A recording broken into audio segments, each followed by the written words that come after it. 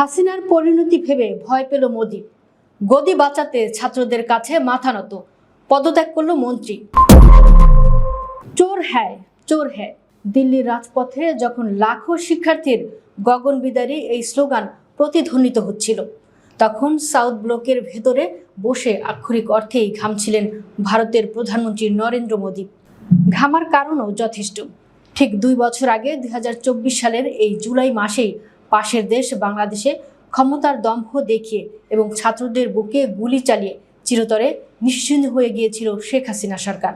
আর এবার 2026 সালের একই জুলাই মাসে ভারতের রাজধানীতে যখন নতুন এক গণঅভ্যুত্থানের সাইরেন বেজে উঠল, তখন হাসিনার সেই করুণ পরিণতি মনে করেই চরম পিছু হটতে বাধ্য হলো মোদি সরকার। শিক্ষার্থীদের কাছে মাথা নিচু করে গদি বাঁচাতে শেষ পর্যন্ত ব্যর্থ শিক্ষামন্ত্রী ধর্মেন্দ্র প্রধানকে পদত্যাগে বাধ্য করল দিল্লি প্রশাসন। বাংলাদেশের জেএনজি আন্দোলনের মতোই এবার ভারত কাঁপিয়ে দিয়েছে তাদের তরুণ সমাজ।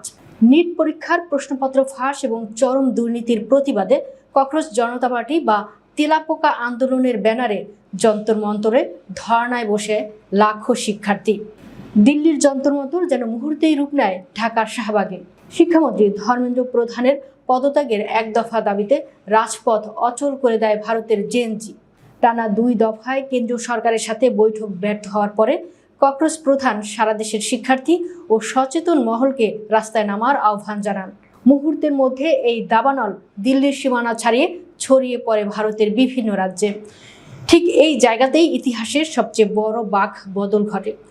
বাংলাদেশে কোটা সংস্কার আন্দোলনকারীদের দাবি শুরুতে মেনে নিলে হয়তো হাসিনাকে দেশ ছেড়ে পালাতে হতো না, কিন্তু হাসিনা দম্ভ দেখিয়ে ছাত্রদের বুকে মারণাস্ত্র তুলে ধরেছিলেন, যার পরিণতিতে তাকে ক্ষমতাচ্যুত হতে হয়। রাজনৈতিক বিশ্লেষকরা বলছেন, নরেন্দ্র মোদি এবার হাসিনার সেই মারাত্মক ভুলটি এড়িয়ে গেছেন। তীব্র আন্দোলনের মুখে দিল্লির পুলিশ লাঠিচার্জ ও টিয়ার গ্যাস ছুড়লেও মোদি প্রশাসন অত্যন্ত সতর্ক ছিল যাতে একজন শিক্ষার্থীর বুকেও কোনো মারণাস্ত্র বা প্রাণঘাতী বুলেট না লাগে। কারণ মোদি খুব ভালো করে জানতেন, লাশ পড়লেই এই আন্দোলন আর শিক্ষামন্ত্রীর পদত্যাগে সীমাবদ্ধ থাকবে না, এটি সরাসরি মোদি সরকারের পতনের 1 দফা আন্দোলনে রূপ নেবে। পরিস্থিতি সরকারের নিয়ন্ত্রণের বাইরে যাওয়ার আগেই অহংকার গিলে ফেলেন নরেন্দ্র মোদি। খাদের কিনারে দাঁড়িয়ে তিনি বুঝতে পারেন, তরুণদের গর্জনের সামনে হিন্দুত্ববাদের কোনো বুলি টিকবে না। অবশেষে ককরোচদের দাবির কাছে সম্পূর্ণ মাথা নত করে শিক্ষামন্ত্রী ধর্মেন্দ্র প্রধানের পদত্যাগ নিশ্চিত করে মোদি সরকার। শিক্ষামন্ত্রীর এই পদত্যাগের পর দিল্লির আন্দোলন এখন কিছুটা শিথিল হয়েছে। আজ বিশ্ববাসী একটি অমোঘ সত্য পরিষ্কার দেখল, দম্ভ করে ক্ষমতার মসনদ চিরকাল ধরে রাখা যায় না। শেখ হাসিনার করুণ পতন আজ বিশ্ব নেতাদের জন্য এক জ্বলন্ত পাঠ্য বই।